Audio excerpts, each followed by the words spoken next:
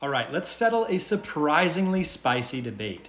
Is America a country or a continent? Stick around because this is about to get weird. So here's the deal. In the 7-continent model, America usually refers to the United States of America. But there's another model, referred to as the 6-continent model. In this model, North and South America are not separate continents, they're the same continent referred to as America. Now, statistically speaking, about 80% of the world uses the 7-continent model, so when they hear the word America, they think of the United States. This is common throughout most of the English-speaking world: Canada, the United States, Britain, Australia, and parts of Europe. The other 20%, they get pretty offended by that. They're Americans too, they say, at least from a continental perspective. This is common in a lot of Spanish and Portuguese-speaking countries in particular. Spanish, they've even got a word for people from the US, estadounidenses, basically translating to United Statesians. In English, we don't really have a term like that, so it's Americans. And for those who have a 6-continent perspective, that sounds pretty audacious, like we think we're the only important thing on the whole continent. But that's not what's happening here. Remember that 80% of the world agrees that the continent we're from is called North America.